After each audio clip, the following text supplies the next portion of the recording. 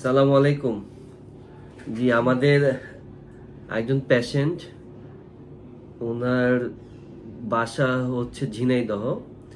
উনি এখানে চাকরি করেন হলো গিয়ে চান্দুরাতে, তাই না? চান্দুরাতে। তো ওনার প্রবলেম ছিল, ওনার পায়ুপথে ব্যথা ছিল, পায়খানার সাথে ব্লাড আসতো। তো উনি আমার কাছে আমার সাথে চেম্বারে কথা বলেছিলেন এপ্রিল মাসের 5 তারিখে। তো আমরা সর্ট আউট করে দেখি যে ওনার পাইলস ছিল, অ্যানাল ফিশার ছিল এবং স্কিন ক্যাগ, যেটাকে আমরা গ্যাস বলি, তো এইটা ছিল। তো আমরা ওনার অপারেশন করি লেজারের মাধ্যমে। আমরা হাইব্রিড টেকনিককে আমরা তার অপারেশনটা করি এবং তার আমরা ফিশারের জন্য আমরা এলআইএস যে অপারেশনটা আছে সেটাও আমরা লেজারের মাধ্যমে করি। তো আমরা তার অপারেশন করি এপ্রিল মাসের 23 তারিখে আমরা অপারেশনটা করি, আলহামদুলিল্লাহ। সো উনি একদমই ভালো হয়ে গিয়েছিল। তো উনি আমার কাছে আবার আসছিল হলো কি জুন মাসের 12 তারিখে। তার কারণ তার তখন একটু ডিসচার্জের মতো ছিল। সো আমরা ওনাকে সুন্দরভাবে অ্যাডভাইস করি যে কি কি করতে হবে, কি কি করা যাবে না, এইভাবে করতে হবে।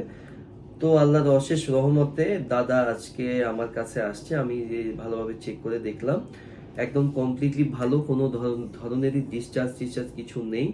ওনার আগে যে সমস্যাটা ছিল, যেটা হলো যে তার পায়খানা শক্ত হলে তার তীব্র ব্যথা করতো, ব্লিডিং হতো, ওনার ভাষ্য অনুযায়ী উনি এখন সম্পূর্ণ ভালো আছেন। তো আপনি কিছু বলেন দেখি দাদা।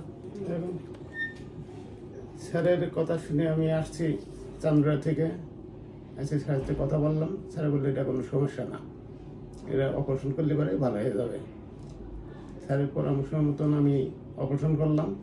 করার পর 3 মাসের ভিতরে আমি একদম সুস্থ হয়ে গেছি, কোনো সমস্যা নেই।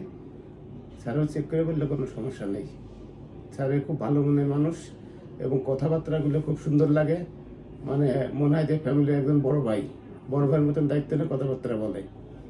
এবং তার কথা মতন কাজ করলাম, কিন্তু কথাও যেরকম কাজও এরকম।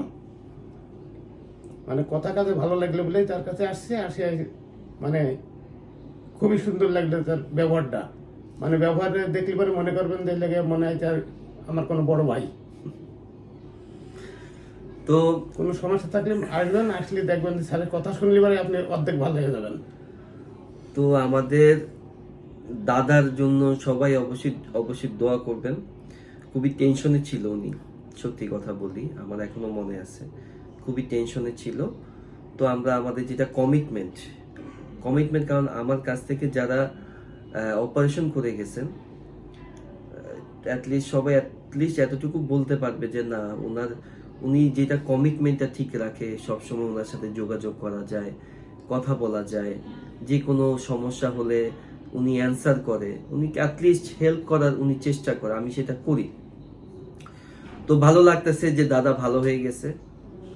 তো সবাই ওনার জন্য অবশ্যই দোয়া করবেন, আমার জন্য দোয়া করবেন, ওনার জন্য সেইভাবেই সবাইকে সার্ভিসটা অবশ্যই দিতে পারি। থ্যাংক ইউ, সবাই ভালো থাকেন।